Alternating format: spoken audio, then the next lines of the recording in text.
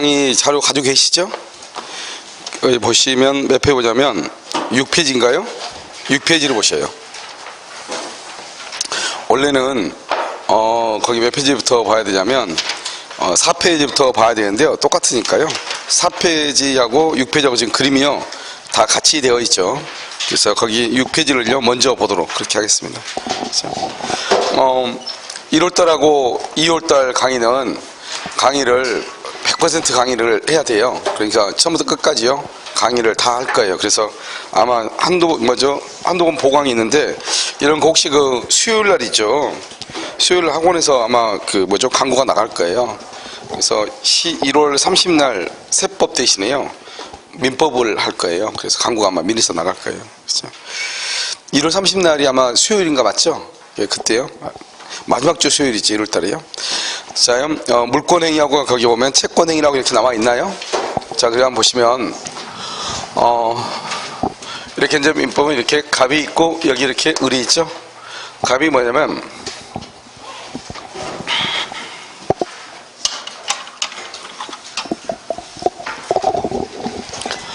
갑이 을한테요 1억 원의 사라고 청약을 하죠. 이 청약을 뭐라고 하냐, 이것을 의사표시라고 얘기하고요. 여기서 을이 승낙을 하죠. 1억 원에 사겠다고. 이것도 뭐라고 하냐, 의사표시라고 얘기하고요. 이 갑이 을한테 이제 1억 원에 사라고 얘기하면 을이 1억 원에 사겠다고 얘기를 하죠.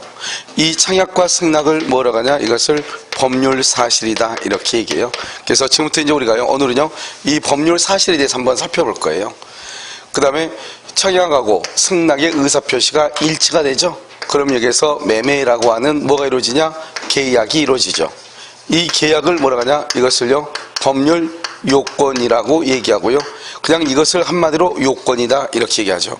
이 요건을 다른 말로 원인행위다 이렇게 얘기해요. 그래서 원인행위 이렇게 얘기하죠. 그래서 여러분 보면 우리가 이제 여러분 등기법에서 보면 등기 원인으로 뭐 이런 건 얘기한단 말이죠. 그때는요 등기 원인이라는 것은 매매 계약서라든가 증여 계약서라든가 이런 것을 얘기하는 것이죠. 그 다음에 이 갑 있죠. 이것을 뭐라 하냐, 물건이라고 얘기하고요. 이 물건을 뭐라 한다, 권리의 객체라고 얘기해요. 이러면 객체라고 하는 것은 대상이 되는 거. 권리가 뭐죠? 소유권이죠. 소유권의 대상이 되는 거. 우리 지금 뭐 때문에 갑과 을이 지금 이렇게 다투고 있냐 이 말이죠. 그것은 뭐 때문이다? 건물이라고 하는 소유권에 관한 것이다 이런 뜻이죠. 그래서 이것을 다른 말로 뭐라고 표현하냐, 법률 행위의 목적물이다 이렇게 얘기한다. 이건 좀 이따요 여기 법률행위란 말이 나왔죠. 좀 이따 얘기하고요. 이렇게 계약을 하면 갑은 을한테 등기를 해줄 뭐가 있고 의무가 있고요. 을은 갑한테요 대금을 지급할 뭐가 생긴다, 의무가 생긴다 이런 말이죠. 그 다음에 갑은 을한테 대금을 청구할 수 있는 뭐가 있어요, 청구권이라고 하는 권리가 생기고요. 을은 갑한테 등기를 청구할 수 있는 청구권이라고 하는 권리가 생기죠. 이렇게 갑과 을이 청약과 승낙에 의해서 계약을 하다 보니까요 갑은 을에게, 을은 갑에게요 뭐가 생긴다, 권리와 의무가 생기죠. 이것을 뭐라고 한다, 권리 의무 관계라고 얘기하는 것이고, 이런 권리와 의무를 줄여가지고 뭐라고 얘기한다고 그랬죠? 그것을 그냥 권리다 이렇게 얘기하고요. 이런 권리로 이루어진 것을 다른 말로 무슨 관계를 한다? 이것을 법률 관계다 이렇게 얘기하고요. 이런 법률 관계하고 반대가 되는 게 무슨 관계를 한다? 이것을 인간 관계다 이렇게 얘기를 하는 거죠. 인간관계. 예를 들어서 학원에 오셔가지고 자리 하나를 이렇게 누가요, 친구가 그러죠. 나 좀 늦을 것 같은데 앞자리를 하나 잡아줄래 이렇게 얘기하죠. 그럼 그 자리 하나를 잡아주는 거, 그것을 뭐라 한다? 그것을 인간관계에 관한 것이고요. 이것을 법률관계, 권리관계, 권리 의무관계 이렇게 얘기하는 것이죠. 그럼 이제 여기에서 이것을 다른 말로 뭐라고 한다고 그랬죠? 법률 효과다 이렇게 얘기하죠. 이 법률 효과는 다른 말로 뭐다? 결과인 것이고요. 이 법률 효과라고 하는 결과를 권리의 관점에서 보면 뭐라고 한다? 이것을 권리 변동이라고 얘기를 해요. 그래서 우리가 이제 권리 변동을 또 오늘은요 한번 볼 거예요. 그래서 이 권리 변동은 권리가 발생하고 권리가요 변경하고 권리가요 소멸하는 것을 얘기한단 말이죠. 이 발생이라는 것은 을한테 발생하고 갑에게 권리가 소멸하고요, 권리가 갑에서 을 앞으로 이렇게 바뀌는 거죠. 그래서 발생, 변경, 소멸, 이것을 우리 뭐란다? 권리 변동이다 이렇게 얘기를 하는 것이에요. 그럼 이제 여기서 우리가 뭐를 제일 먼저 보냐면 여기 법률 요건 원이라고 하죠. 이 원인이라고 하는 것을 뭐란다? 이것을요 채권행위다 이렇게 얘기해요. 왜 이것을 또 채권행위라고 하는가 이런 말이죠. 지금 여기 보면 갑과 을이 청약과 승낙에 의해서 계약이 이루어지죠. 계약이 이루어지면요 어떻게요? 여기 보면 한 사람은 의무가 있고 한 사람은 뭐가 있어요? 권리가 있죠. 우리가 민법 총칙에서는 뭐라고 한다? 권리와 의무라고 표현을 해요. 권리와 의무요. 그런데 이것을 우리가 이제 채권법으로 옮겨가면은 권리를 뭐라고 한다? 채권이라고 얘기하고 의무를 뭐라고 한다? 채무라고 얘기하는 거예요. 알겠죠? 그러면 권리와 의무를 줄여서 뭐라고 한다? 권리라고 얘기한다고 그랬죠? 그러면 채권과 채무를 줄여서 뭐라고 한다? 채권이라고 얘기하는 거예요. 알겠죠? 그래서 원래는 채권, 채무 행위라고 얘기해야 되는데요. 그냥 뭐라고 한다? 채권 행위라고 얘기하는 거예요. 이 채권 행위가 있으면 여기 봐요. 갑과 을이 청약과 승낙에서 계약을 하죠. 계약을 했더니 뭐가 발생해요? 뭐가 발생해? 의무가 발생을 하죠. 의무. 이것을 우리는 뭐라고 표현한다? 의무 부담행위다 이렇게. 다른 말로 그냥 부담행위다 이렇게도 얘기해요. 그러면 의무가 있다고 하는 것은 뭐냐?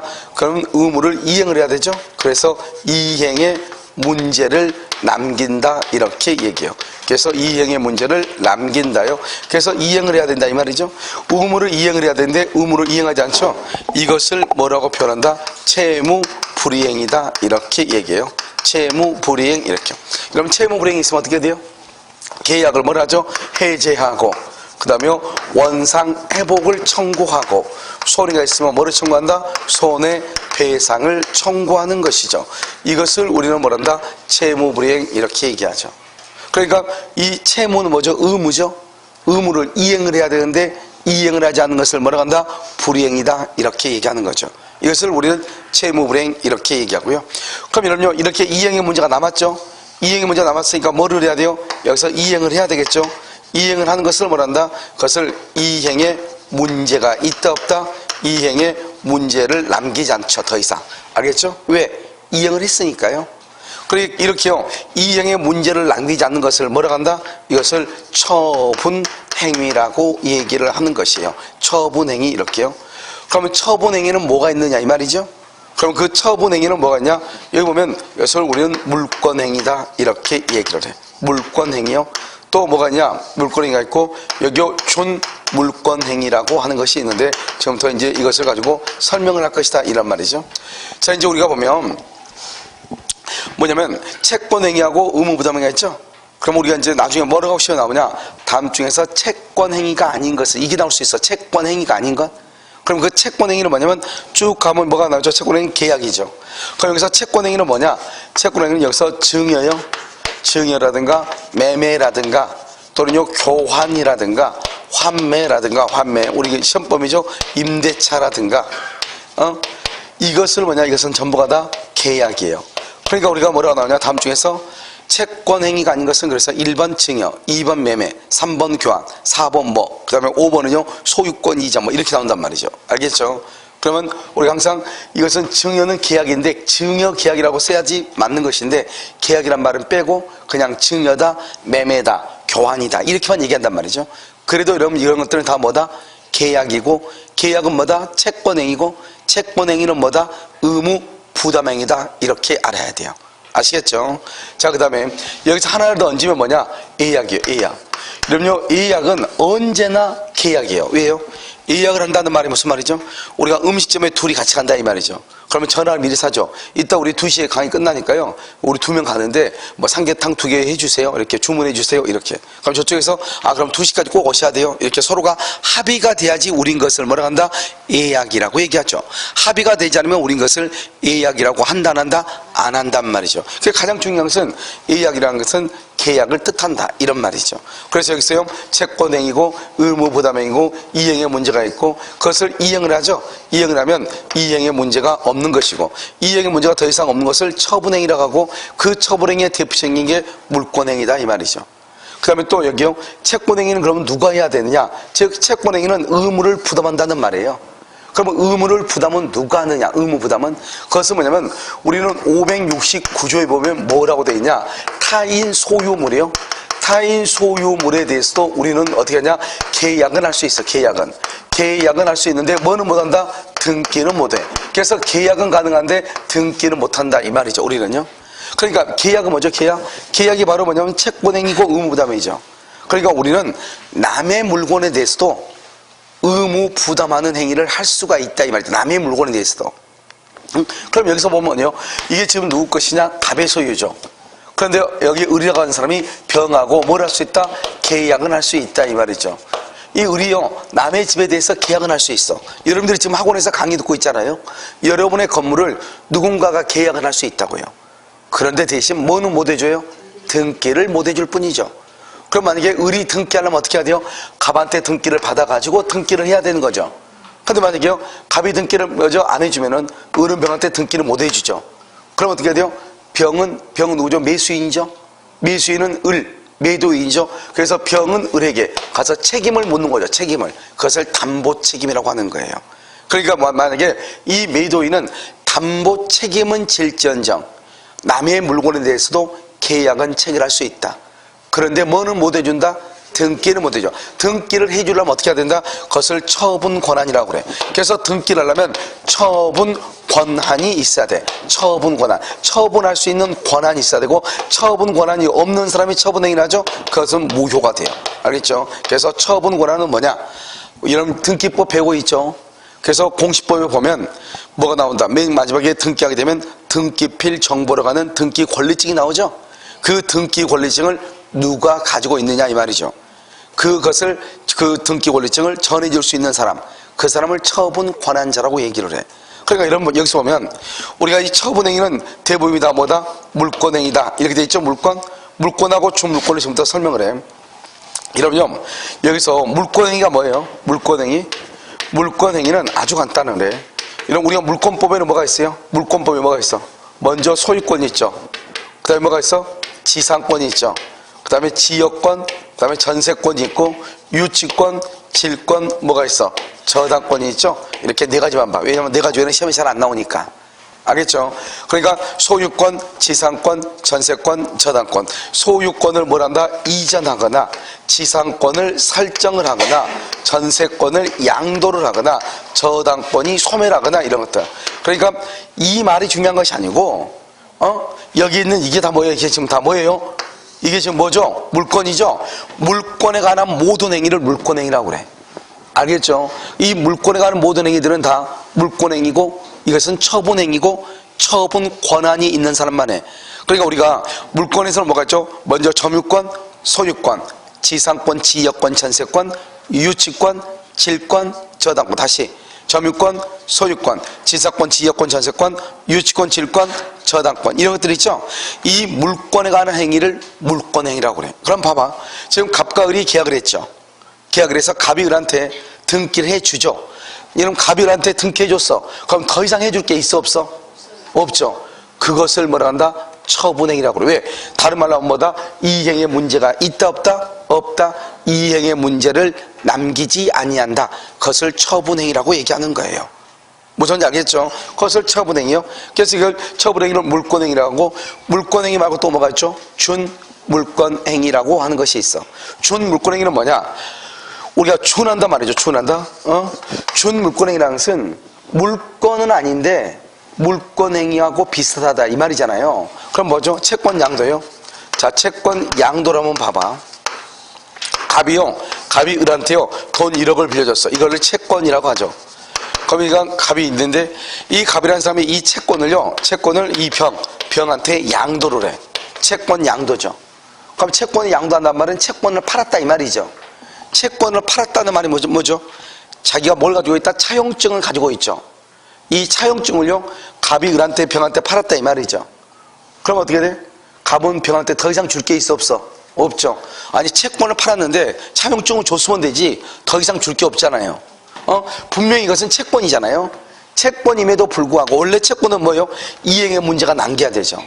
한번 볼까요? 갑하고 을하고 계약을 했죠. 계약을 하면 끝이에요. 갑은 을한테 등기를 해줘야 되죠. 을은 갑한테 대금을 지급해야 되죠. 의무가 있잖아요. 그런데 여기는요 똑같은 채권인데 채권을 양도로 딱 했어.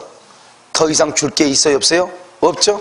이것을 채권량도 더 이상 줄 게 없다. 이행에 문제가 없다. 그것을 다른 말로 뭐라 한다? 처분행위라고 얘기하는 거예요. 이것을 다른 말로 물권은 아니지만 원래 물권행위는 처분행위로서 이행의 문제를 남기지 않는데 물권은 아니지만 마치 물권처럼 뭐가 없다? 이행의 문제가 없다. 그것을 준 물권행위라고 얘기하는 거예요. 무슨 말 알겠죠? 그래서 그럼요, 여기에서 한 문제가 나올 수 있다. 그래서 문제가요, 특히 채권 양도가 시험에 2번이나 나왔다. 아시겠죠? 그래서 그럼요, 강의 노트 6페이지를 봐. 맨 위에. 강의 노트 6페이지를 보면, 여러분 지금 뭐라 하죠? 갑학을 하고 청약과 승낙에서 계약을 하죠? 이 청약과 승낙의 의사표시를 법률 사실이라고 하고, 그 밑에 계약이 이루어지죠. 계약에 의해서 등기 의무와 대금 지급 청구권, 즉 권리와 의무가 발생하고, 이 권리와 의무를 줄여서 뭐라고 한다? 권리라고 얘기하고, 권리를 다른 말로 뭐라고 한다? 법률관계. 이 법률관계는 뭐하고 비교가 된다? 인간관계하고 비교가 된다 이 말이죠. 그 다음에 법률요건 봐봐. 법률요건을 다른 말로 뭐라고 한다? 원인이라고 하고, 이 원인은 무슨 행위다? 채권행위죠. 채권행위. 채권행위는 이퀄 의무 부담행위이죠. 알겠죠? 그러니까 채권은 뭐죠? 거기 보면 매매, 교환, 증여, 예약 이렇게 돼 있죠? 거기다 굳이 또 써 위에다가 뭐라 쓰냐? 임대차, 환매 이렇게 임대차, 그 다음에 환매 다 뭐다? 다 이게 다 계약이란 말이죠. 아시겠죠? 그러니까 이 계약에 관한 것을 다 뭐라고 한다? 채권행위라고 하고 의무 부담행위라고 그래. 그래서 시험에 뭐라고 나온다? 다음 주에서 의무 부담행위가 아닌 것은 이렇게 나오면 여기 봐봐. 여기 항상 이런 봐봐요. 여기서 법률 요건이 아닌 것은 뭘 묻는 거예요? 법률 효과를 묻는 거죠. 원인이 아닌 것은 뭘 물어? 결과를 묻는 것이죠. 채권행위가 아닌 것은 뭘 물어? 물권행위를 묻는 거죠. 의무 부담행위가 아닌 건 뭘 물어? 처분행위를 묻는 거죠. 그러니까 채권행위와 의무 부담행위가 같은 말이죠. 그럼 물권행위나 줄물권행위하고 처분행위가 같은 의미다 이 말이죠. 그래서 만약에 채권행위가 아닌 건 그 말은 뭘 묻는 것이다? 물권행위나 준물권행위를 묻는 것이다 이 말이죠. 의무 부담행위가 아닌 것 물권행위나 준물권행위로서 처분행위를 묻는 거예요. 그리고 우리가 공부를 할 때 무엇을 묻고 있는지를 정확하게 알아야 되겠죠. 아시겠죠? 자, 그 다음에요, 의무부담 그래가지고 569조 그래서 누구든지, 그래서 의무부담은 누구든지 할 수 있어. 누구든지 의무를 부담하는 행위를 할 수 있다 이 말이에요. 누구든지. 알겠죠? 왜요? 우리는 타인 소유물에 대해서도 매매계약을 체결할 수 있다 없다? 있다 이렇게 얘기했죠. 그러면 이행에 문제가 있는데 이행을 하지 않으면 채무불이행이 된다 이 말이죠. 밑에요 법률효과죠. 그래서 목적이라고 되어 있죠. 그러면 이거 보면 바로 물권행위죠. 이런 물권행위를 뭐다? 물권행위는 물권에 관한 것, 즉 소유권 이전, 지상권 설정 이런 것들이죠. 또는 또 뭐가 있다? 저당권 소멸이라든가 전세권 양도라든가. 그냥 전세권은 꼭 양도만 하는 것이 아니고 전세권은 설정도 하고. 알겠죠? 전세권은 양도가 되기도 하고 전세권을 소멸하기도 하는데, 그러니까 이 말은 내가 지금 얘기하는 것은 물권에 관한 모든 행위를 뭐라고 한다? 물권행위다. 소유권, 지상권, 전세권, 저당권 네 가지는 알아야 된다. 네 가지. 소유권, 지상권 나왔죠? 거기다 두 가지 더 전세권, 저당권. 알겠죠? 이 네 가지에 관한 행위, 이것을 우리가 무슨 말을 뭐라고 한다? 물권행위다 이렇게. 그 다음에 물권행위 밑에 보면 준물권행위죠. 중요한 것은 채권양도 동그라미 하고 별 하나 하고, 채권양도만 시험에 2번이나 나왔어. 알겠죠? 거기 무채재산권이라고 돼 있나요? 무채 동그라미 하고, 무채를 뭐라고 하다? 그다 지식재산권, 지식. 우리가요, 뭐라면 이러면 혹시 이러면 지적재산권이라는 말 들어봤죠?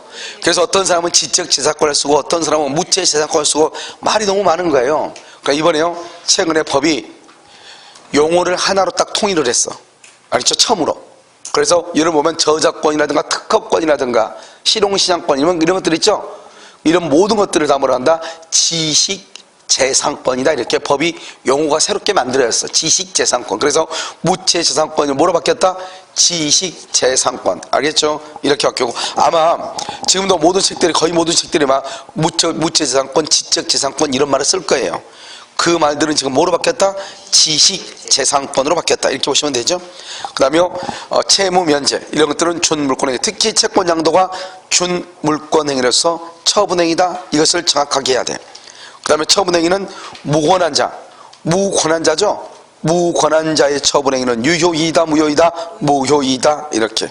이런 것을 얘기하는 것이죠. 됐죠, 지금? 그래서 여러분요, 특히 여기서 어디를 보시냐? 여러분요, 7페이지 봐봐.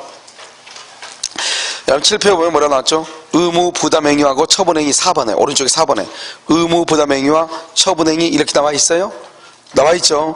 거기 보면 의무 부담행위 또는 부담행위, 채권행위, 이것은 무권리자도 줄고 봐.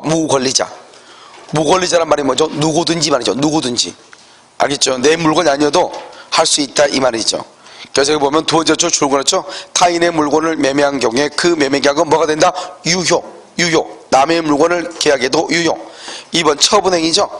물권행위, 소유권 이전 이런 것들. 그 다음에 준물권행위, 거기가 중요하죠. 준물권행위에서 채권 양도, 알겠죠? 채권 양도. 그 다음에 세 번째 주면 끝에 뭐라 나왔죠? 처분권 없는 자가 한 처분행위는 유효이다, 무효이다, 무효이다, 무효. 알겠죠? 그것을 얘기를 해. 자, 이제 여기 한번 보세요. 이것을 여러분들이 기본적으로 이제 알고 있다는 전제에서 다시 이제 뭘 보냐? 법률 행위라고 하는 것을 봐. 그래서 지금 여기 나온 것이 우리가 이제 문제로 보면 한 문제가 나올 수 있는 것이다. 이런 말이죠. 됐죠? 자, 그 다음에 여기요. 자, 여기를 한번 보시면 이 원인행위는 뭐가 있어? 원인행위는 두 가지가 있어. 하나는 뭐가 있냐? 법률 행위라고 하는 것이 있어요. 법률 행위. 또 하나는 뭐가 있죠? 법률의 규정이라고 하는 것이 있어요. 법률의 규정. 자, 이런 봐. 여기서 이제 봐야 될 게 뭐냐면 항상 비교 대상을 본단 말이에요. 공부를 할 때. 지금 여기 보면 요건하고 효과가 지금 비교가 되죠. 그래서 여러분 시험에 뭐라 나오냐? 다음 중에서 법률 요건이 아닌 것을 이렇게 시험에 나온다니까요. 그걸 뭐 묻는 것이다? 법률 효과를 묻는 것이다 이 말이죠. 그럼 법률 요건은 모두 몇 가지다? 두 가지. 하나는 뭐 법률 행위, 또 하나는 뭐 법률의 규정이죠. 그러면 법률 요건이 아닌 것은 그 말은 이 모든 것이 아닌 것은 이 말이죠. 알겠죠? 그래서 이 모든 것이 아닌 것은 그러니까 법률 행위와 법률의 규정에 의한 법률 요건이 아닌 것은 이 말이죠. 또 한 가지 시험에 나오는 거 뭐라 나온다? 이렇게 나오죠. 이렇게 항상 비교. 이 비교가 나면 항상 뭐라고 생각이 되냐? 자 봐. 법률 행위는 뭐가 법률 행위다? 법률 행위는 뭐가 아닌 것? 법률의 규정이 아닌 것. 그렇잖아요? 두 개가 비교되니까 법률의 규정은 뭐다? 법률 행위가 아닌 것. 항상. 알겠죠? 그러니까 넓은 데서부터 차츰 줄여가면서 보는 거예요. 그런데 이 법률의 규정이라는 것은 뭐냐? 뭐가 있죠? 부당이득이라든가 그 다음에 불법 행위라든가 그 다음에 사무관리라든가 여기요 준법률행위, 준법률행위라든가 이렇게요. 이런 것들이 있다 이 말이죠. 알겠죠? 그럼 법률의 규정은 뭐죠? 부당이득만 가지고 보면 법률의 규정은 민법이죠. 민법 법률은요. 민법 규정은 뭐죠? 741조. 741조를 뭐란다? 민법 제 741조 민법을 뭐다? 법률 규정 이렇게 얘기해. 그러니까 뭐냐면 이 법률 요건하고 법률 효과라고 되어 있죠. 우리 민법의 조문은 거의 90%가 어떻게 쓰여 있냐? 법조문은 뭐뭐 하면은 뭐뭐 하다 이런 식으로 되어 있어. 알겠죠? 그러니까 뭐다? 뭐뭐 하면은 그것을 요건이라고 그래. 그럼 뭐뭐 한다, 뭐뭐 해야 된다, 그걸 효과라고 그래. 항상 원인하고 결과로 되어 있어. 법조문은 하나는 원인이면은 이런 일을 하면은 원인, 결과로서 이렇게 된다 이렇게. 그러니까 부당 이득을 하면 그 이득을 반환해야 된다 이렇게. 요건과 효과로 법이 규정되어 있어. 원인과 결과로 법이 규정되어 있다고. 아시겠죠? 대부분의 법조문이 그렇게 되어 있어. 그렇게 안 되는 것들이 몇 가지가 있어. 그런데 거의 모든 법조문은 요건과 효과로 이루어져 있는 거예요. 그러니까 하나의 법조문 안에 요건과 효과가 다 들어있는 거죠. 그래서 여러분 보면요, 이 부당이득이라는 것은 뭐죠? 민법 741조죠. 민법 741조가 부당이득이라는 법조문으로서 원인이죠. 그럼 원인이면 보통 요건이죠. 요건 속에 뭐 요건이 있으면 뭐가 있다? 그 법조문 안에 효과도 있다 이 말이죠. 그러니까 법률의 규정이라는 것은 이것은 원인인데 그 원인의 결과로서 법률 효과가 나오는데 그 법률 효과가 어디에 나와 있다? 법에 규정되어 있다 이런 말이죠. 그것을 법률의 규정이고. 그래서 우리가 기본적으로 이 네 가지만 암기하면 되고요. 그 다음에 법률행위는 반드시 뭐가 있어야 돼? 의사표시. 말로 해야 되죠, 말로. 그래서 여기 봐봐. 의사표, 법률행위는 반드시 뭐가 있어야 돼? 의사표시. 그럼 법률의 규정은요? 뭐가 없어? 의사표시가 없어. 그러니까 법률의 규정은 뭐냐? 의사표시에 의하지 않는 것이다. 간단히 얘기하면. 법률의 규정은 법에 규정되어 있죠. 그 말은 다른 말로 뭐죠? 뭐가 없다? 의사표시가 없다 이 말이죠. 그런데 법률행위는요? 법률행위는 법에 규정되어 있다, 규정되어 있지 않다, 규정되어 있지 않죠. 법률행위는 반드시 뭐가 있다? 의사표시. 이 의사표시의 수와 방향에 따라 가지고 어떻게 된다? 여기요? 단독행위라고 하는 것이 있고요. 그 다음에 여기 계약이라고 하는 것이 있고 합동행위라고 하는 것이 있어요. 여러분 합동행위를 뭐라고 한다? 이런 합동행위를 뭐라고 얘기해요?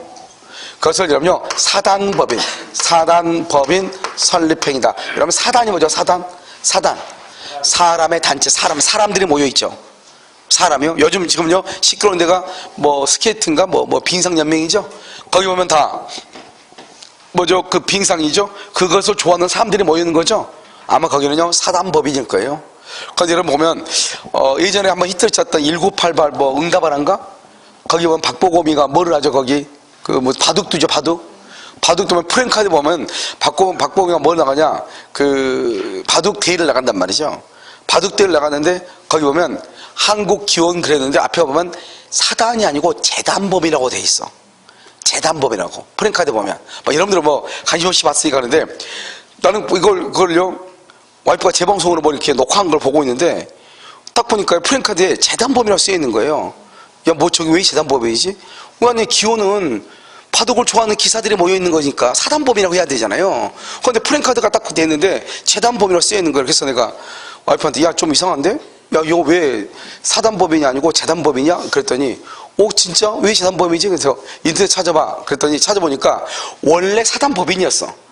기호는 왜? 기사들이 모여 있으니까, 바둑을 좋아하는 사람이 모여 있으니까. 그런데 이 바둑하는 사람들이 몇 명 안 되고 돈이 없잖아요. 그러니까 변변한 건물 하나 없는 거예요. 무슨 말인지 알죠? 그러니까 한 사람이 건물을 지어가지고 그것을 이제 기증을 한 거예요. 기부를. 그렇게 함으로써 이제 이것을 그러면 이 건물은요 기사들한테 누구한테 가져갈 수 없는 거잖아요. 누군가 이걸 운영하는 주체가 있어야 되겠죠. 그러니까 이제는 이 한국 기원이 기사들이 맨 처음에는 중심이 됐어. 그러니까 당연히 처음에는 사단법인이었어.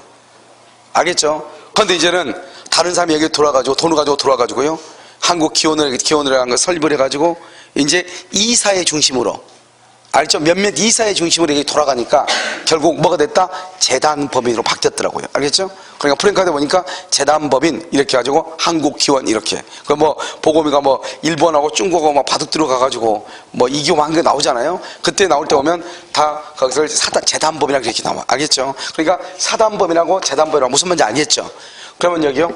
우리가 이제 여기 의사표시가 여기 죄송해요. 이게 한 개이면은 단독이고 두 개이면은 계약이고 두 개 이상이면은 합동행위라고 그래. 그럼 여기 쭉 한번 가면 여기를 쭉 이렇게 따라가면요 여기가 지금 뭐죠? 계약이죠. 계약이죠. 그럼 계약은요 의사표시가 지금 몇 개 있어? 두 개가 있죠. 두 개가 있으니까 이것을 뭐라 한다? 계약이라고 얘기해. 그래서 의사표시가 두 개면 무조건 다 계약이에요. 자, 그러면요 단독행위는 상대방이 있는 것이 있고요 그 다음에 상대방이 없는 것이 있어요. 상대방이 있는 것, 상대방이 없는 것. 상대방이 있는 것은 기본적으로 8가지를 암기를 반드시 해야 돼요. 알겠죠? 그런데 자연스럽게 암기되는데 빨리 암기하는 게 낫겠죠? 여기요 채권자가 하는 것을 면제라고 그래요. 채무자가 하는 것을 상계라고 얘기를 해요. 그 다음에 무권대리에서 본인이 하는 것을 뭐라고 한다? 추인이라고 하고요. 상대방이 하는 것을 뭐라고 한다? 철회권이라고 얘기하고요. 법정대리에 뭐가 있다? 동의가 있고요. 취소하고 해제하고 해지가 있죠. 이 8가지가 상대방이 있는 단독행위다. 이걸 반드시 암기해야 돼요. 알겠죠? 그럼 이것은 어디에 나오냐? 한 장 더 넘겨. 한 장 더 넘기면 8페이지 보면 다 나와 있어. 알겠죠? 8페이지 보면 이러면 다 나와 있나요? 네. 안 나와 있어? 나와 있죠. 거기 맨 위에 보면 단독행위, 의사표시 한 개다 단독, 상대방 있는 것, 면제상계, 추인, 철회, 동의, 해제, 해지, 취소. 자, 상대방이 없는 것은 뭐가 있다? 상대방 없는 것 3가지. 유원, 유증, 무슨 법인? 재단법인. 재단법인 설립행위하고, 그 다음에 여기다 2가지. 소유권, 그 다음에 점유권의 포기. 소유권, 점유권의 포기, 이렇게. 그럼 모두 해서 5개가 되죠? 상대방 없는 것은 5개. 이렇게요. 자, 그럼 지금부터 이제 봐. 여기까지만. 여기까지 놓고 지금부터 우리가 뭘 보느냐? 암기를 먼저 안 보죠? 시험 문제가 나온 걸 봐. 우리가 여러분요, 어느 학원이나 가면 내가 반드시 하는 얘기가 있어. 알겠죠?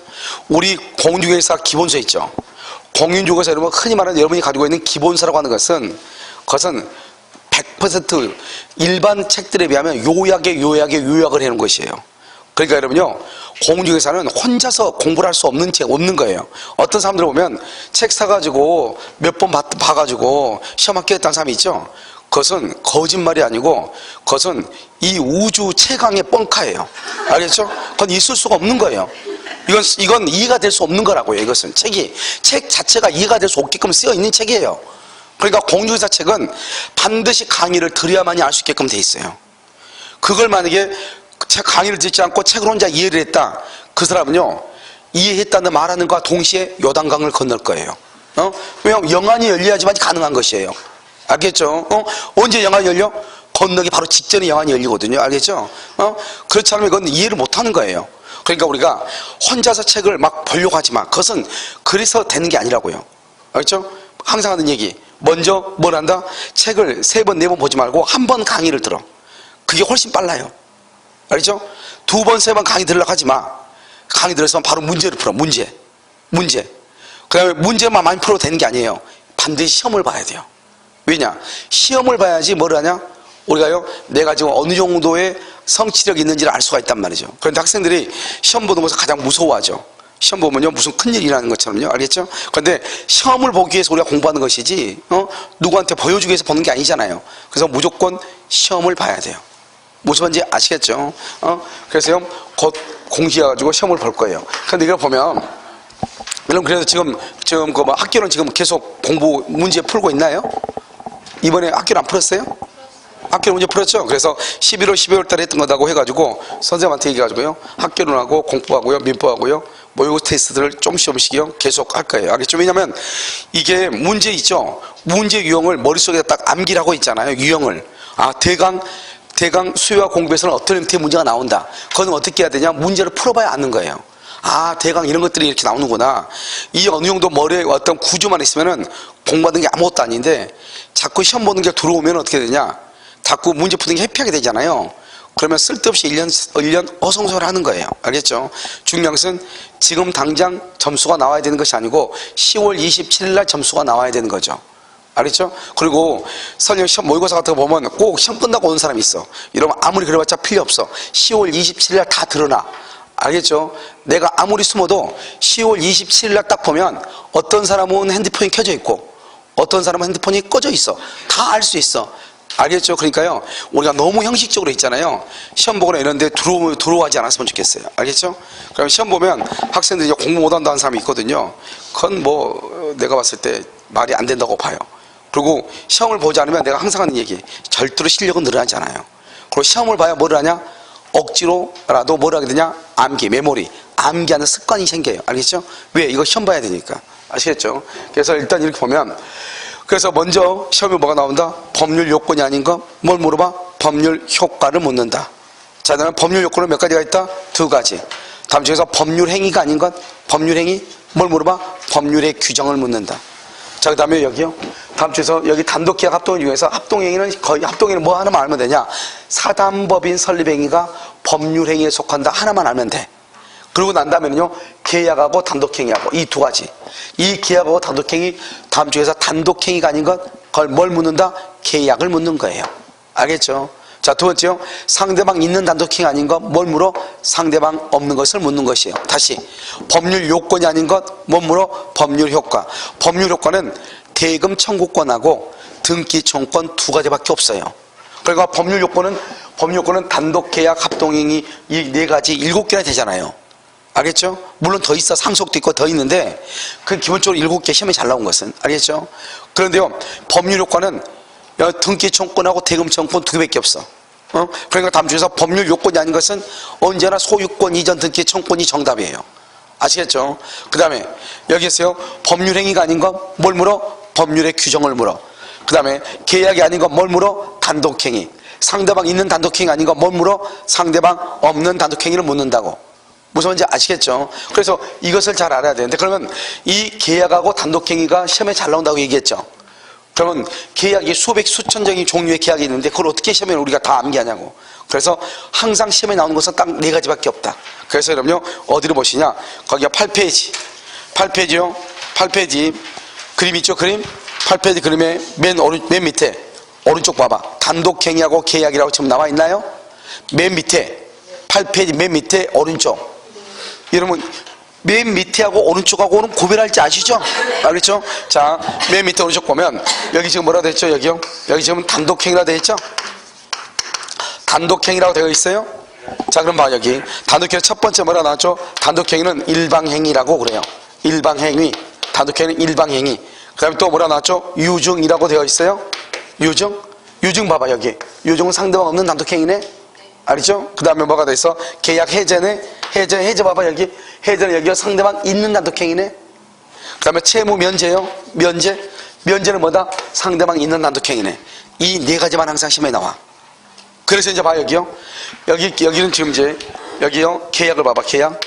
계약은 비슷해. 말이 비슷해. 서로가 말이 비슷하니까 헷갈리죠. 그래서 여기서 뭐가 나온다? 일방행위가 아니고 뭐다? 예약. 일방행위하고 일방예약. 일방이라는 말이 중요한 것이 아니고 뭐가 중요하다? 예약이 중요해. 예약은 언제나 뭐라고 그랬다? 계약이라고 했죠. 계약. 둘이 합의가 있어야 되니까. 일방행위는 단독행위, 예약은 계약이다. 여기는 유증이고, 아까 우리 유증과 비스무리한 거 뭐가 있다? 증여죠. 증여는 살아있을 때 공짜로 주는 것이고, 유증은 죽고 난 다음에 공짜로 가져가라는 거예요. 알겠죠? 유랑은 항상 사인행위, 죽음을 원인으로 하는 거예요. 유원, 유증. 알겠죠? 그래서 유류분 이런 것들 다. 해제죠? 해제하고 무슨 말하고 다르냐? 합의 해제. 해제는 해제인데 합의 해제. 합의가 있으면 뭐가 이루어진다? 계약이 이루어지죠. 계약. 알겠죠? 여기 면제는 단독이죠? 채무 인수 이 말이죠. 내가 그 채무를 내가 끌어안을게 이 말이죠. 말만 하면 내가 끌어안아요? 그러면 두 사람이 알았어 그럼 너 그럼 책임져. 한 사람은 넘겨주고 한 사람은 넘겨받아야 되죠. 두 사람이 합의가 있어야 돼. 그래서 채무 인수는 계약이라고 하는 거예요. 이 넷 중에 하나가 무조건 정답이야. 알겠죠? 그래서 뭐라 나온다? 단독행위 아닌 것? 그러면요, 이 계약의 넷 중에 하나가 정답이에요. 무슨 말인지 알겠죠? 다음 중에서 계약에 해당하지 않는 것? 그러면 넷 중에 하나가 단독행위로 정답으로 나올 거예요. 여러분 이해되셨나요? 그렇게 본다 이런 말이죠. 됐죠 지금? 그래서 여러분요, 여기 봐, 맨 밑에 9페이지 봐봐. 9페이지. 그럼 9페이지 맨 밑에 한번 봐봐요. 9페이지 맨 밑에 보면 뭐라 나왔죠? 2번. 9페이지 맨 밑에 2번 봐봐. 2번. 다음 중 상대방 있는 그랬죠? 있는 단독행위 아니 이렇게 치면 나온다니까. 그럼 상대방 있는 단독행위는 그랬죠? 이퀄. 상대방 있는 단독행위란 말은 그러면 이퀄. 뭘 묻는 거야? 상대방 있는 단독행위 뭘 물어? 상대방 없는 단독행위가 아닌 거죠. 상대방 없는 단독행위가 아닌 거죠. 그러면 상대방 없는 단독행위가 기본적으로 4가지가 있다고 그랬죠. 유원, 유증, 재단법인 설립행위, 소유권의 포기. 다시 유원, 유증, 재단법인 설립행위, 소유권의 포기죠. 그러니까 정답은 5번이죠. 취소. 여기 봐봐. 취소는 여기에 있는 거잖아요. 무슨 말인지 알겠죠? 시험 이렇게 나온다 이 말이죠 지금. 그러니까 우리가 문제가 어떻게 나오는가 하는 것을 알면서 우리가 이제 공부를 해야 된다 이 말이죠. 여러분 요거 13페이지 한번 봐봐. 13페이지. 자, 노트 13페이지 봤어요? 13페이지에 11번 봐봐. 11번은 뭐라고 되어 있어요? 다음 중 줄거 법률 요건이 아닌 것. 여러분 법률 요건이 아닌 것 여기 뭐야? 법률 요건은 뭐라고 그래? 원인이죠. 원인이 아닌 것 뭘 물어? 결과가 뭐예요? 법률 효과. 법률에서 법률 요건이 아닌 것 그 말은 법률 효과를 찾으시오 이 말이죠. 법률 효과는 뭐다? 등기 청구권, 대금 청구권이라고 그랬죠. 그래서 정답 몇 번이다? 3번이다 이 말이죠. 1번 봐봐. 1번하고 5번은 뭐라고 그래? 교환하고 매매는 뭐라고 그래? 교환계약, 매매계약이죠. 이 두 가지를 법률행위라고 그래. 교환계약, 매매계약이잖아요. 법률행위라고 그래. 알겠죠? 2번하고 5번은 뭐라고 그래? 불법행위하고 부당이득을 뭐라고 그래? 법률의 규정이라고 얘기를 해. 알겠죠? 여기 있잖아요. 봐봐. 부당이득, 불법행위, 법률의 규정. 알겠죠? 그럼 여기 계약이잖아. 계약. 그러니까 이 전부를 다 합해서 뭐라고 그래? 이 전부를 다 합해서 법률 요건이죠. 우리가 무조건 밤, 여러분 아무리 공부를 열심히 해도 내가 항상 하는 얘기예요. 공부를 열심히 하면 안 된다고 그랬죠. 공부는 똑바로 하는 거지 공부를 열심히 하는 게 아니에요. 그러니까 책을 볼 줄, 책을 어떻게 보는지 모르는 사람은 무작정 오래 앉아있어. 책상에 혹시라도 지성이면 감천이라고 뭐라고 떨어지니까 절대로 안 돼. 알겠죠? 공부는 절대로 책상에 오래 앉는다고 해서 학교할 수 없어요. 공부는 똑바로 해야 돼. 알겠죠? 그래서 여러분 보면 우리가 기본적으로 공부를 해야 되는 기본적인 시간은 있어야 되겠지만 그 시간 외의 시간들은 그것은 요령이에요. 공부는 요령이라고. 어떻게 하는가. 알겠죠? 잔머리라고 한마디 말하면. 그러니까 여러분요 봐요. 우리가 여기서 보는 눈을 가져가고 보는 눈을 그냥 여러분들이 보는 민법 책을 보면 보는 눈이 절대로 안 생겨요. 왜? 그건 편면적으로 쭉 글이 쓰여 있으니까 무슨 말인지 모른단 말이죠. 여기 보면 법률행위하고 법률의 규정 이 전부가 법률 요건이에요. 그렇잖아요. 알겠죠? 법률 요건의 반대가 뭐다? 법률 효과라잖아요. 그래서 법률 요건은 뭘 묻는다? 법률 효과를 묻는 것이고 법률 효과는 뭘 물어? 법률 요건을 묻는 것이다. 계약이 아닌 건 뭘 물어? 단독이 아닌 건 뭘 물어? 계약. 상대방 있는 그럼 뭐? 없는 그럼 뭐? 있는. 이렇게 된다 이 말이죠. 이해되셨죠 지금? 이걸 먼저 잘 알고 그 다음에 책을 보셔야 된다 이런 말이에요. 됐죠? 자, 그 다음에 어디를 잠깐 한번 보시냐면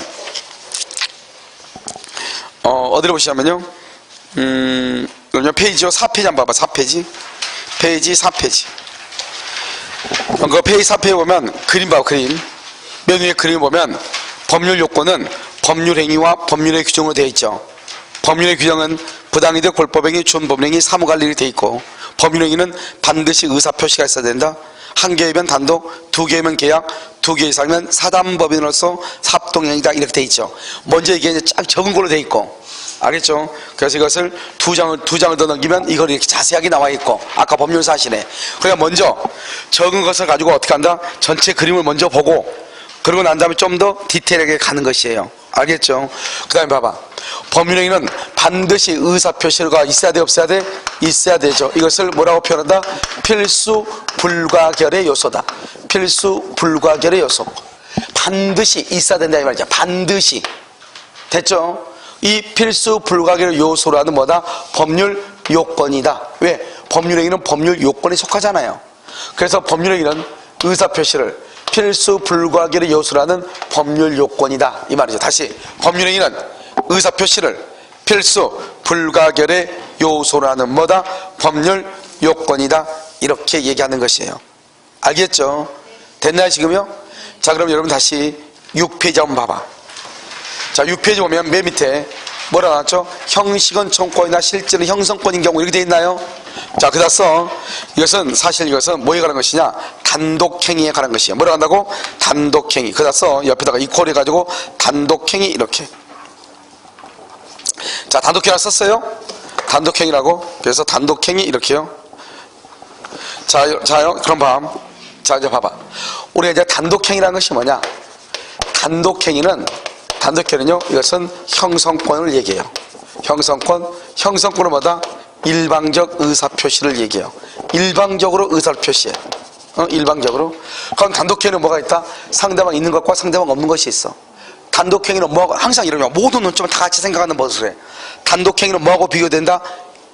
뭐하고? 계약하고 비교된다. 단독행위는 종류가 몇 가지 있다? 두 가지. 하나는 뭐? 상대방 있는 것. 하나는 상대방 없는 것. 단독행위는 뭐하고 비교된다? 계약하고. 종류는 상대방 있는 것, 상대방 없는 것. 됐죠? 자, 그 다음에 이 단독행위는 형성권이고 일방적이란 말이 뭐죠? 상대방의 동의가 필요가 없는 것을 일방적이라고 그래. 자, 두 번째는 형성권은 뭐냐? 단독행위고 법률행위죠? 단독행위는 뭐다? 법률행위잖아요? 법률행위는 반드시 의사표시로 해야 돼. 말로 해야 돼. 그런데 봐봐. 형성권임에도 불구하고 말로 하지 않는 것이 있어. 의사표시로 하지 않는 것이 있어. 항상 뭐냐? 법원의 재판을 통해서만 해야 되는 것이 있어. 재판을 통해서만. 그것을 우리 뭐란다? 채권자 취소권이라고 얘기해. 이것도 시험에 가끔 잘 나와. 채권자 취소권. 그러니까 취소권이죠. 취소권은 형성권이죠. 형성권은 의사표시 말로 해야 된다 이 말이죠. 그런데요 채권자 취소권은 재판으로만 해야 된다. 뭐로만 한다? 재판으로만 한다. 그래서 여러분 거기 보면 뭐라 나왔죠? 채권자 취소권 나왔죠? 채권자 취소권은 우리 민법에서 네 군데에서 중요하게 작용을 해. 네 군데에서. 근데 첫 번째가 뭐다? 첫 번째가 바로 뭐다? 채권자 취소권이에요. 알겠죠? 채권자 취소권은 뭐다? 재판상 행사. 그 말이 첫 번째 중요해. 지금 됐나요 지금? 네. 알겠죠? 자, 그 다음에 우리가 봐요. 형성권은요 일방적 의사표시에 있어서 법률관계가 발생하고 그 다음에 변경되고 그 다음에 소멸을 해. 발생, 변경, 소멸을 한다 이 말이죠. 법률관계가 누구한테 발생한다? 을한테 발생하고 누구한테 소멸한다? 갑한테 소멸하고 소유권이 갑에서 을로 이렇게 바뀌죠. 이것을 우리는 발생, 변경, 소멸이라고 얘기하는데 이것 말고도 뭐가 있냐? 이런 것들이 있다 이 말이죠. 자, 봐봐. 항상요 동그라미 이렇게 놓으면 앞에는 무슨 말이 나오든지 절대로 중요하지 않다 이것을 얘기를 해. 알겠죠? 그런데 그 다음에요 여기가 뭐가 나오냐? 매수, 분할, 증감, 증액, 감액, 증감, 소멸 이렇게요. 소멸, 맨 끝에 뭐다? 청구권, 여기요 청구권, 여기요 청구권, 여기요 청구권 이렇게. 여러분 D가 지금 무슨 말이 돼 있어? 청구권이 돼 있죠? D가 지금 무슨 말이 돼 있어? 청구권이 돼 있죠? 그래서 청구권 앞에 무슨 말이 있어? 매수, 분할, 증감, 소멸이라고 돼 있죠? 이것을 우리 뭐란다? 이것을 형성권이라고 얘기하는 거야. 말은 청구권이 돼 있지만 형성권이다 이 말이죠. 아, 그러면 청구권은 뭐고 형성권이 뭔지 알아야 될 거 아니에요? 얘기 한번 봐요. 지금 갑하고 계약을 했죠. 갑하고 계약했으면 을은 갑에게 등기를 청구할 바가 있어. 청구권이 있고. 알겠죠? 갑은 을한테 대금을 청구할, 대금 지급 청구권이 있죠? 돈 달라고 청구할 청구권이 있죠? 자, 그럼 봐. 잔금 날짜에 갑이 을한테요 잔금 줘 이렇게 얘기했어. 갑이 을한테. 그러면 을의 동의도 없이 잔금이 내 통장에 팍 꽂혀? 꽂혀 안 꽂혀? 안 꽂히죠? 어떻게 해야 돼? 을이 잔금을 내 계좌에 입금을 시켜줘야지 들어오는 거죠. 그러니까 청구권은 상대방의 뭐가 있어야 돼? 동의, 승낙이 있어야 돼. 상대방의 협조가 있어야 돼. 그걸 청구권이라고 그래. 그런데 상대방이 그걸 승낙을 안 해. 동의를 안 해. 협조를 안 해. 그럼 어쩔 수 없이 어떻게 해야 돼? 법원에 소송을 해야지. 소송. 알겠죠? 재판을 해서 가져와야 된다 이 말이죠. 그것을 청구권이라고 그래요. 그런데 형성권은 어떻게 하냐? 상대방의 동의가 필요가 없는 거예요. 봐. 갑이요 나를요 사기를 쳤어. 그래서 계약을 했어. 그럼 내가 어떻게 한다? 사기를 이유로 뭘 한다? 취소를 해버려. 사기를 이유로 취소를 해버려. 그 자리에서. 그럼 어떻게 해야 돼? 너 나 사기 쳤으니까 나 취소한다. 그러면 내가 만약 취소할 때요 너 나 사기 쳤는데 내가 혹시 취소해도 돼? 물어볼 필요 있어 없어? 없다니까. 상대방 동의를 요하지 않고 나 너한테 사기 당했으니까 취소한다. 취소 딱 해버리죠. 그럼 그 자리에서 아웃돼버려. 무효가 돼버려. 그걸 형성권이라고 그래. 그런데 청구권은 상대방에 뭐가 있어야 돼? 협조가 있어야 돼. 그러니까 여러분 보면 가정으로 보면은요 부부가 항상 대화를 해가지고 하는 사람들이 있죠. 그건 청구권이에요. 알겠죠? 그런데요 남편이 와이프가 뭐라고 하면 쓸데없이 형성권이에요. 알겠죠? 보면 우리나라 보면 부부들 보면 가부장적이 아주 강한 분들이 있어 없어? 있죠. 그거 형성권이에요. 알겠죠? 아, 그래? 그렇게 생각해? 뭐요? 청구권이에요. 지금 이해됐나요? 그래서 청구권과 형성권은 전혀 다른 것이에요. 그렇기 때문에 이게 우리가 구별을 해야 되죠. 그런데 뒤에 꼬리말이 청구권으로 되어 있는데도 불구하고 형성권인 것이 있으니까 이게 그러니까 시험에 나오죠. 앞에가 무슨 말이 중요하잖아. 맨 끝에 청구란 말 바로 앞에 무슨 말이 나온다? 매수, 분할, 증감, 소멸. 다시 뭐라고? 매수, 분할, 증감, 소멸. 암기해야 돼. 매수, 분할, 증감, 소멸. 제가요 어디에서 출판사에서요 저한테 이제 기출문제집이 이렇게 나왔다, 한번 검토 좀 한번 해달라, 이렇게 이제 책을 보내온 거 보니까 해설을 보는데 처음부터 끝까지 두 문자로 다 해가지고 무슨 말인지 모르겠어요. 두 문자 따가지고 해설을 다 달아놨더라고요. 그래서요 참 너무 안타깝더라고요. 아, 저렇게 이해가 안 되면 손발이 고생하는구나 이 생각을 했어요. 알겠죠? 그래서 그쪽에서 좀 있으면 여러분 기출문제집이 다 나오거든요. 그러니까 내가 항상 문제집을 풀어봐야 된다고 그랬죠. 문제는 안 풀어보면 절대 안 돼요. 기출문제를 풀어봐야 되는데 그쪽 출판사 문제집을 선택을 하려고 그랬거든요. 그랬더니 아주 간단하게요, 아주 여유롭게 고민할 필요가 없어졌어요.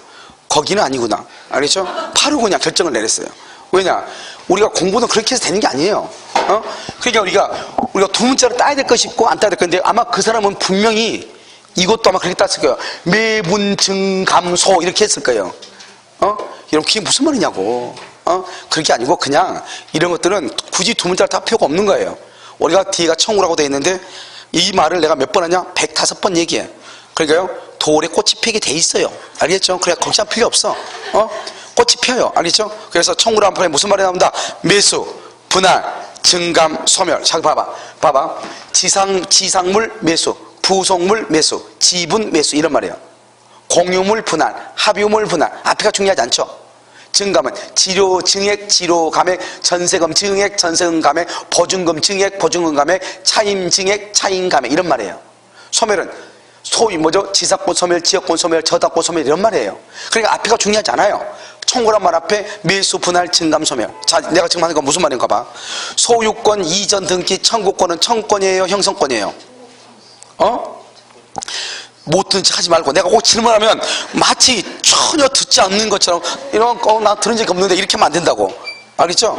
자, 내가 좀 얘기해. 소유권, 이전, 등기, 청구권은 청구권이다, 형성권이다? 왜? 무슨 말인지 알겠죠? 소유권, 이전, 등기, 청구잖아. 등기, 청구 앞에 등기란 말이 있네. 청구란 말 앞에 무슨 말이 있어야 돼? 매수, 분할, 증감, 소멸이란 말이 있으면 뭐가 되고? 형성권. 그 외에는 다 청구권이라니까. 그러니까 소유권, 이전, 등기, 청구권, 대금, 지급, 청구권. 청구 앞에 대금, 지급 있죠? 그러니까 뭐요? 청구권이죠. 소유권, 이전, 등기, 청구권. 청구 앞에 등기가 있네. 그러니까 청구권 아니에요. 무슨 말인지 알겠죠? 이건 왜 그러냐? 지금부터 이 두 가지가 엄청나게 큰 차이가 있어. 자, 봐. 청구권은 소멸시효에 걸린다고 그래. 소멸시효. 청구권은 당사자가 증명을 해야 돼. 청구권은 청구권에 대한 판결을 이행 판결이라고 얘기해. 이행 판결. 우리가 이제 봐. 내가 돈을 빌려줬는데 돈 안 갚죠? 그럼 내가 소송을 제기해야 될 거 아니에요? 소송. 대여금 반환 청구권이죠?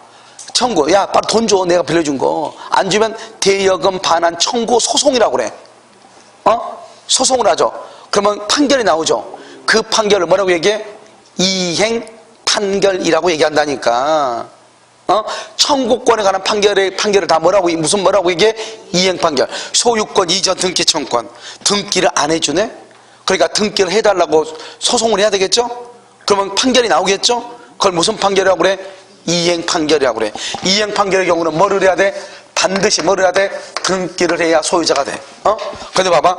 형성권은 제척기간에 걸린다고 그래. 제척기간. 형성권은 법원이 직권으로 조사를 해. 직권으로 조사를 해. 그래서 형성권에 대한 판결을 무슨 판결이라고 그래? 형성 판결이라고 그래. 무슨 판결? 형성. 말이 다르잖아요. 형성 판결을 뭐를 하지 않는다? 등기를 하지 않아도 돼. 이게 큰 차이다, 이 말이죠. 자, 지금부터 설명을 해. 여기 소멸시효란 말이 무슨 말인가? 소멸한다는 거예요. 시간이 흐르면은. 자, 갑이요 집을 을한테 팔았죠. 을이 잔금을 지급했죠. 그럼 을은 갑한테 잔금 지급했으면 등기를 청구해야죠. 그런데 그 등기를 언제 청구하냐? 잔금을 지급한 날로부터 10년 안에 10년 안에 등기를 청구해야 돼. 10년 안에. 알겠죠? 그러니까 10년이라고 하는 시간이 흐르면 10년이라고 하는 시간이 흐르면 권리가 소멸하고 없어져. 그걸 소멸시효라고 그래요. 공포쌤 강의를요, 샘플 강의를 잠깐 들어보니까요, 소멸시효를 안 배웠어요? 이렇게 물어보더라고요. 당연히 안 배우죠. 왜요? 우리는 소멸시효는 시험의 범위에서 벗어나요. 우리가 이제 보면은 민법 총칙 보면 소멸시효 부분이 어마무시하게 많아요. 근데 우리는 그 부분은 또 시험 범위에서 빠져요. 그럼 우리는 뭐만 하면 된다? 여기서 말하는 이 정도만 알면 돼요. 알겠죠? 그래서 각 법에 규정돼 있어. 그냥 일반 채권은 10년. 알겠죠? 상인 간의 거래 있죠. 상인 간의 거래는 5년. 신속해야 되니까. 그 다음에 국가의 조세 채권이 있죠? 조세 채권은 5년. 이게 다 법에 정해져 있어. 우리 뭐 숙박이나 먹고 자고 입고 하죠? 이건 1년. 그러니까 술집 가가지고 룸사랑 가서 술 먹고 도망가면 돼. 몇 년만 도망 다니면 돼? 1년. 여기 강의하고 있는 것도 이것도 강사로 다 1년이에요. 무슨 말 알겠죠? 1년. 다 정해져 있어요. 그다음 도급. 이런 만약에 이렇게 지배를, 먼저 인터넷 시키죠? 도급 계약. 이러면서 3년. 이런 식으로 딱 법이 규정돼 있어. 근데 그건 우리 시험에 안 나와. 그건 다른 국가고시.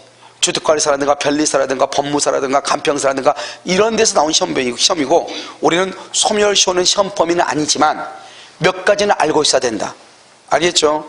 그 소멸시효는 일정한 시간이 흐르면 권리가 소멸하죠. 그래서 등기 청구권에서 소멸시효가 나와. 그럼 우리는 다른 데서는 중요하지 않아요. 등기 청구권에서, 등기 청구권은 청구권이죠? 10년의 소멸시효에 걸려. 원칙적으로. 알겠죠? 그래서 이것은 소멸한다. 그러면 형성권이죠? 취소권. 취소권은 형성권이잖아요. 똑같아. 둘이 똑같아. 똑같은데 이 형성권은, 취소권은 3년하고 10년 안에 권리를 행사를 해야 돼. 3년, 10년 안에. 근데 3년, 10년 안에 행사를 하지 않으면 취소를 못해요. 아시겠죠? 취소 못해. 내가 사기를 당해서 계약을 했어. 사기당해서 계약을 한 날로부터 10년 안에 취소하든지, 사기를 당한 사실을 안 날로부터 3년 안에 하든지 둘 중 하나. 그런데 그때 하지 않으면 권리가 없어져. 권리가 없어지는데 청구권은 소멸시효라고 얘기하죠.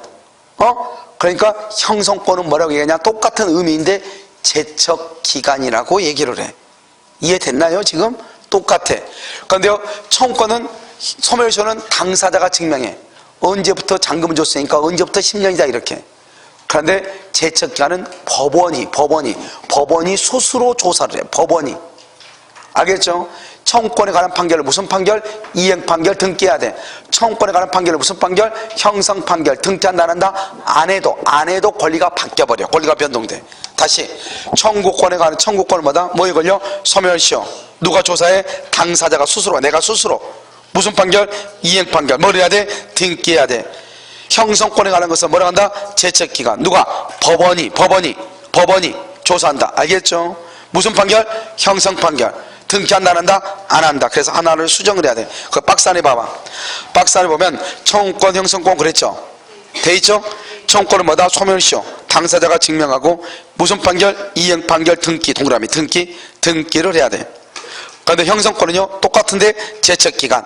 법원이 직권으로 조사를 해. 무슨 판결? 형성판결. 등기라고 돼 있죠? 거기다가 X라고 해. X. 등기에다가 X 했어요? 알겠죠? X. 그 다음에 그런데요, 소송 중, 조정 동그라미 조정. 소송 중에 조정이 생기죠. 조정. 그러면 뭘 한다? 등기를 또 해야 돼. 그때는 등기를 해. 알겠죠? 조정이 생기면 등기. 그 다음에 그 형성권 봐봐. 형성권 뭐라 하죠? 발생해요. 매수, 분할, 증감, 소멸. 이러면서 청구권이 아니고 뭐다? 형성권이다. 이렇게 지금 나와 있나요?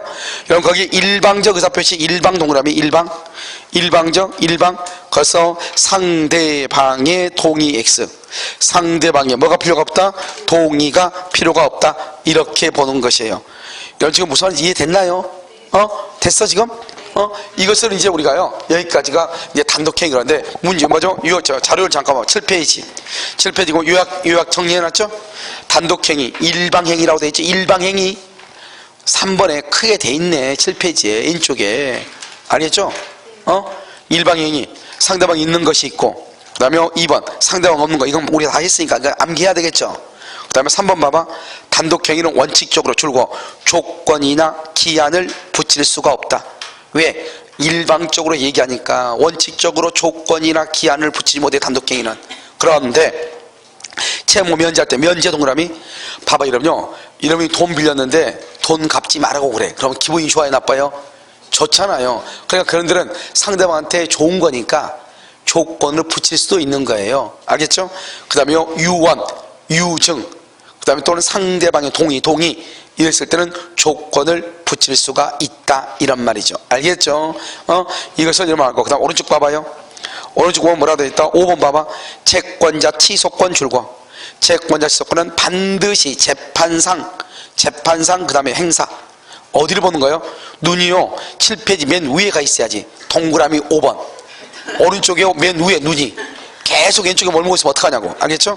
채권자 취소권은 어떻게 행사한다? 재판상. 중요하다고 그랬죠? 자, 그 다음에 6번은요 청구권이지만 실질은 형성권인 것. 청구란 말 앞에 무슨 말이 있다? 매수 동그라미. 그 다음에 증감 동그라미, 분할 동그라미, 소멸 동그라미. 알겠죠? 그럼 밑에 한번 봐봐. 수급연의 저당권 설정 청구권이죠. 이게 우리 시험에 나왔단 말이죠. 청구권 앞에 무슨 말이 있어? 설정이네. 설정. 매수, 분할, 증감, 소멸이다 아니다? 아니죠. 그러니까 뭐다? 청구권이다. 이게 우리 틀린 정답을 한번 놨다 이 말이죠. 지금 이해되셨죠? 자, 그 다음에 밑에 5번 출연행위를 한번 봐봐. 출연행위. 출연행위라고 하는 것은 무엇이냐 이 말이죠. 그래서 여기서 보면 여러분 이제 11월달하고 12월달 강의보다는 좀 더 넓어진 것 같지만 뭐 다 똑같아. 11월달 12월달 강의 정도를 이해가 됐으면 뭐 다 이해가 되는 것들이요. 자, 보면 출연이라고 출연행위하고 비출연행위가 있어. 자, 출연행위는 항상 이런 구조면 돼. 내 자신의 재산은 다운되고 상대방은 업돼야 돼. 이렇게. 이걸 출연이라고 그래. 그런데요, 비출연은 내 자신의 자신이 다운되지 않거나 상대방이 뭐 되지 않으면 또는 상대방이 업되지 않으면 이걸 비출연이라고 그래. 참 볼까요? 무슨 말인지? 자, 매매하면요 이렇게 갑하고 을하고 계약을 했죠. 매매를 했죠. 그럼 갑은 을한테 등기를 해주죠. 등기. 자, 그럼 등기 해주면 어떻게 돼? 갑이 을한테 등기 해줬어. 그럼 갑의 재산은 어떻게 돼? 어떻게 돼? 다운이죠. 그럼 을의 재산은 어떻게 돼? 업되죠. 알겠죠? 을이 만약에 갑한테 대금을 줘. 대금. 을이 돈을 준다 해봐. 돈을 주니까 을의 재산은 어떻게 돼? 을의 재산은 다운이죠. 갑의 재산은 어떻게 돼? 업되죠. 그러니까 이걸 출연이라고 그래. 자, 증여볼까요? 증여. 갑이 을한테요. 증여. 갑이 이것을 을한테 뭘 한다? 증여하려고 그래. 증여. 공짜로 주려고 그래. 공짜로 줘. 그러면 갑이한테 집을 줬죠. 공짜로. 그래, 갑의 재산은 어떻게 돼요? 다운. 을의 재산은 어떻게 돼요? 업. 이건 매매고. 알겠죠? 이것을 다 출연이라고 그래. 이걸 우리 뭐란다? 무상행위라고 하고 이것은 뭐란다? 유상행위라고 그래. 그럼 무상이든 유상이든 하나는 다운되고 하나는 업되면 다 출연이라고 그래. 그래서 출연행위는 유상행위와 무상행위가 둘 다 포함이 돼. 그럼 유상은 뭐고 무상은 뭐냐? 유상행위는 이 대금하고 등기가 서로가 뭐가 있다? 서로가 뭐가 있어? 서로가 대가성이 있어. 대가성. 봐봐요. 갑이 을한테 등기를 주니까 을이 그 등기의 대가로 돈을 주는 것이고 을이 갑한테 대금을 주니까 대금을 받은 대가로 갑이 을한테 등기를 주는 거잖아요. 알겠죠? 봐봐. 갑이 을한테 집을 줬죠. 집을 줬더니 을은 갑에게 집을 받은 대가로 뭘 준 게 있어 없어? 없죠. 그러니까 대가성이 없으니까 무상이라고 얘기하는 거예요. 이걸 무상이라고 얘기를 해. 이러면요, 봐봐요. 이거 봐봐. 좀 봐봐. 나 좀 그만 긋고 봐봐. 갑이 을한테 귤을 하나 주죠. 귤을. 저 귤을 하나 딱 돌렸단 말이죠. 그러니까 옆에서 미안하니까요, 커피 한 잔 타다 줬어. 그러면 대가성이 있는가? 귤값 대신에 커피를 줬어요? 귤값으로?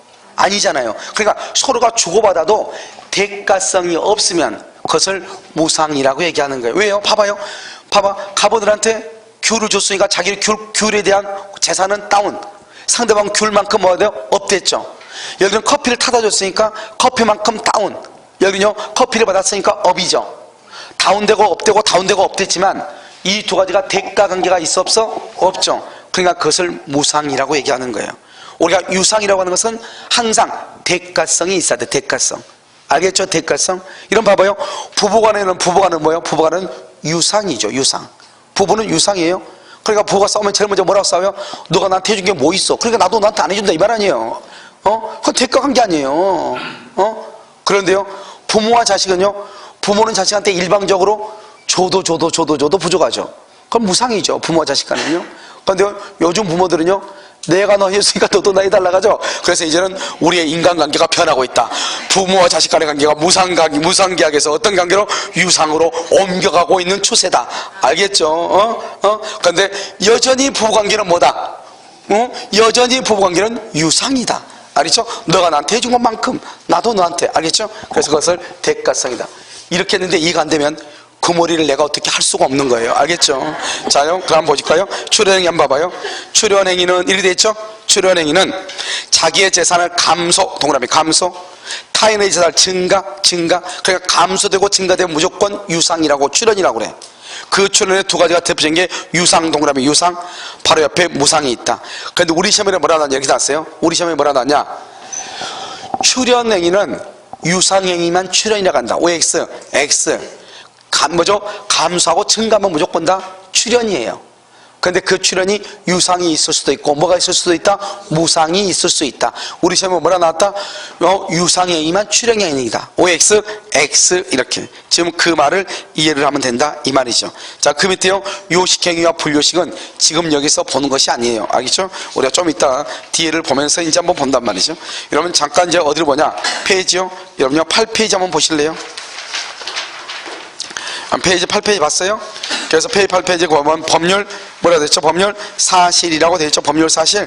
알겠죠? 그래서 우리가요 잠깐 쉬었다가요 법률 사실 보면 이제 우리가 법률 얘기를 했으니까 법률 사실. 그래서 우리가 한번 보도록 그렇게 잠깐 쉬도록 하겠습니다.